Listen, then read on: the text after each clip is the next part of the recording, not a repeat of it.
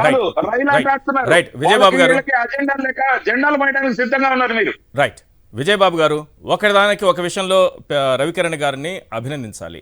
ఇన్ని సచివాలయాలు కానీ, ఆర్బీకేలు కానీ, లేకపోతే విలేజ్ క్లినిక్స్ కానీ, స్కూల్స్ డెవలప్మెంట్ కానీ, పిల్లలకి ఇస్తున్నటువంటి గోరుముద్ద కానీ, వాళ్ళకి ఇస్తున్నటువంటి షూస్, బుక్స్, బ్యాగ్స్ అన్నీ కూడా మేము ఇచ్చాం. అంటే ఇదంతా కళ్ళకు కనిపిస్తోందన్నమాట. చక్కగా ఇవన్నీ ఉన్నాయి ఈ రాష్ట్రంలో అని వారు ఒప్పుకున్నందుకు వారిని అభినందిద్దాం. సరే, కేంద్రం పాత్ర ఆయన చెప్పుకున్నారు. ఇంత చక్కగా బీజేపీ నాయకులు చెప్పినందుకు వారిని అభినందించాలా లేదా? ఇక్కడ సమస్య మనం ఇవాళ డిస్కస్ చేస్తున్నది సబ్జెక్ట్ మధ్య నుంచి డివేట్ అయిపోతారండి. ఈ రోజున మనం పెట్టుకున్న అంశం ఏంటి? మన జగన్మోహన్ రెడ్డి గారి యొక్క సభ మామూలు సభ కాదు. ఇది ఒక చరిత్రాత్మకమైనటువంటి సభ. దాని గురించి మాట్లాడేటువంటి మీరు అడిగినప్పుడు దాని గురించి మాట్లాడలేక ఏంటంటే దాన్ని ఏదో డొంక తిరిగి వెళ్ళినప్పుడు మనం కూడా అటు వెళ్ళిపోవడం అనేది కరెక్ట్ కాదు. కానీ ఒక విషయం ఒప్పుకున్నారు కదా, సచివాలయాలు ఉన్నాయి, ఆర్బీకేలు ఉన్నాయి, విలేజ్ క్లినిక్స్ ఉన్నాయి, నాడు నేడు ఉన్నాయి, ముందే స్కూల్ డెవలప్ అయ్యాయని, మంచి గోరుముద్ద ద్వారా మంచి భోజనం పిల్లలకు అందుతుందని. గమనించాల్సింది ఏంటంటే కేంద్ర ప్రభుత్వానికి రాష్ట్రం నుంచి వెళ్ళేటువంటి పన్నుల వాటా ఎంత, ఆ పన్నుల వాటాలో నుంచి కేంద్ర ప్రభుత్వం రాష్ట్రాలకు ఇస్తున్నది ఎంత, ఆంధ్రప్రదేశ్ లాంటి రాష్ట్రాలకు ఇస్తున్నది ఎంత, ఆంధ్రప్రదేశ్ నుంచి వెళ్తున్న పన్నుల వాటా ఎంత అనేది ఒక సపరేట్ డిబేట్ అండి. ఇది దాన్ని కేవలం ఏంటంటే కేంద్ర ప్రభుత్వం ఇస్తుంది అని అంటే మనం ఇస్తుంది ఎంత, అదొక పెద్ద లార్జర్ సబ్జెక్ట్. అది ఆ రెండింటిని సమన్వయం చేసుకొని మాట్లాడాలి. కానీ మాట్లాడినప్పుడు కేంద్ర ప్రభుత్వం కొన్ని రాష్ట్రాల పట్ల మళ్ళీ అదే పాయింట్ మాట్లాడాల్సి వస్తుంది. ప్రత్యేకించి కొన్ని రాష్ట్రాల పట్ల ఎంత చిన్న చూపు చూస్తా ఉంది, ఎంత ఇవ్వాల్సి వస్తే ఎంత ఇస్తుంది, దాన్ని ఎంత ఇచ్చామనే దాన్ని గోరంతలు కొండంతలుగా చెప్తుందని చెప్తే మొత్తం వ్యవహారాలని వాస్తవాలని బయటకు వస్తాయి. కాబట్టి నేను ఆ సబ్జెక్ట్కి వెళ్ళదలుచుకోలేదు. ఇవాళ మనం ఒక చరిత్రాత్మకమైనటువంటి సభ జరిగింది. ఆ సభ గురించి మాట్లాడాలి అంటే 83లో ఎన్టీ రామారావు గారు తొలిగా ఒక డైలాగ్ అనేటువంటిది ఈ రోజుకి కూడా ప్రజలకి ఒక మంచి చిరస్మరణీయమైన డైలాగ్ ఉంది. దాన్ని వాళ్ళ రెండు రకాలుగా స్ప్లిట్ అయిపోయింది ఆ డైలాగ్ అని నేను అనుకుంటున్నా. ఏంటంటే ఆయన సభలో ఉన్నటువంటి జనాన్ని చూసి నింగి వంగిందా నేల ఈనిందా అని అంటాడు. ఇవాళ ఈ సభ చూస్తే నింగి వంగిందా నేల ఈనిందా అనేటువంటి దాన్ని మళ్ళీ జగన్మోహన్ రెడ్డి గారు ఆ చరిత్రని తిరగరాశారని చెప్పుకోవాలి. దాని కంటిన్యూషన్ డైలాగ్ ఏంటంటే రా కదలిరా అని చెప్పని. అది చంద్రబాబు నాయుడు గారు పట్టుకుని రా కదలిరా అంటా ఉంటే జాకీలేసెత్తుతున్నా కూడా జనం కదిలి వచ్చే పరిస్థితి లేదు. సో ఆ డైలాగ్ ఏమో ఆ రకంగా అయిపోయింది. ఈ డైలాగ్ ఏమో ఒక మామూలుగా కాదు, ఒక ఉత్తేజపూరితమైనటువంటి ఇది. యుద్ధ గుంజన్ మృదంగాలు భీకరంగా నినదిస్తున్న వేళ, కుట్రలు కుహకాలు నిశ్శబ్దంగా చేస్తున్నటువంటి వేళ ఇది ఒక జన విస్ఫోటం అండి. మామూలుగా కాదు, ఒక జన విస్ఫోటం. ఈ జన విస్ఫోటం చూసిన తర్వాత నేనేమనుకున్నానంటే, నేను చెప్పబోయా, తీరా చూస్తే మీరు దాని గురించే మాట్లాడుతున్నారు. నేను వచ్చేసరికి రేపటి పత్రికల్లో ఖాళీ కుర్చీలేసి ఇంత పెద్ద జనం ఉన్నా కూడా జనం రాలేదు, జనం ఆయన ప్రసంగం మొదలుగానే పారిపోతారు అని అంటారంటే ఆల్రెడీ మీరు స్టార్ట్ చేశారని చెప్పి అన్నారు.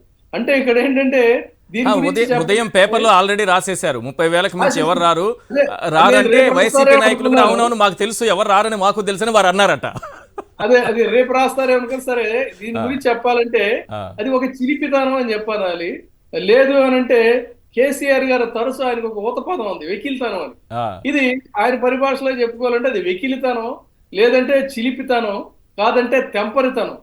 ఇంత ప్రజలు స్వచ్ఛందంగా ఇంతమంది వచ్చి లేదు టీవీల్లో ఇవాళ అందరూ కూడా అవురా అని చెప్పిన నోరు వెళ్ళబెట్టి చూస్తున్నటువంటి పరిస్థితుల్లో వీళ్ళేదో వచ్చి ఇవాళ వాళ్ళ వెకిలితనాన్ని, వాళ్ళ తెంపరితనాన్ని, వాళ్ళ చిలిపితనాన్ని, వాళ్ళ వికృత రూపాలని, వికృత విన్యాసాలని చూపించుకుంటామంటే జనం నవ్విపోవారండి.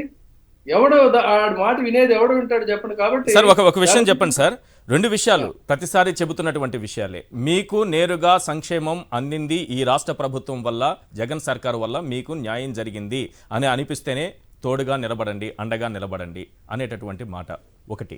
రెండోది, లబ్ధి పొందిన మీరేనా స్టార్ క్యాంపైనర్లు, ఇలా చెప్పగలిగినటువంటి ముఖ్యమంత్రి దేశంలో ఎక్కడైనా ఇది వరకు ఉన్నారా? ఒక పాలన చేసిన 5 ఏళ్ల తర్వాత ఇలాంటి లైన్స్ చెప్పిన వాళ్ళు ఎవరైనా ఉన్నారా?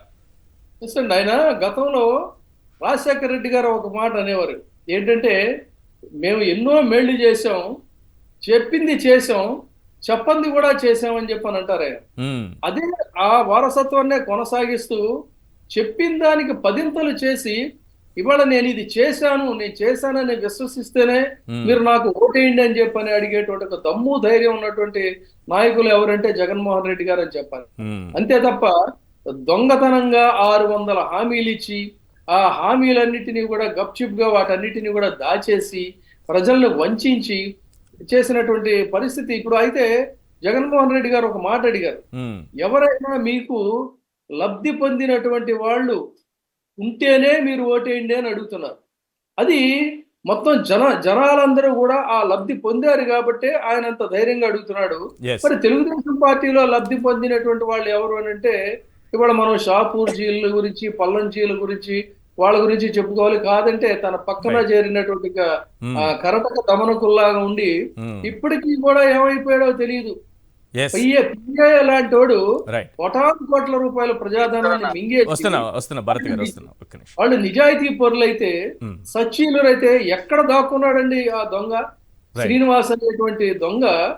ఎందుకు వాళ్ళు నిజాయితీ పరులైతే ఎందుకు పారిపోయాడు? ఇప్పటి వరకు చంద్రబాబు నాయుడు గారు ఎందుకు అతను బయటికి తీసుకురాలేదనేది వాళ్ళు చెప్పాలి. అందుకని ప్రజాధనాన్ని ఏమో బొక్కేసి బొక్కసాలో నింపుకున్నటువంటి వాళ్ళు తర్వాత నేను మీకు ఇన్నిసార్లు చేశా లెక్కలతో సహా కూడా ఆయన చెప్తున్నారు. కాబట్టి ఎక్కడ కూడా ఇందులో మాయా లేదు, మర్మం లేదు. పూర్తిగా పారదర్శకతతో చేస్తున్నప్పుడు ఈ మీడియా పిచ్చెక్కి ఇవాళ పిచ్చి రాతలు, పిచ్చి కూతలు చూస్తున్నటువంటి నేపథ్యంలో వాటిని గురించి ప్రజలు ఎవరు పట్టించుకోరు. అది పూర్తిగా మనం చూడాలి.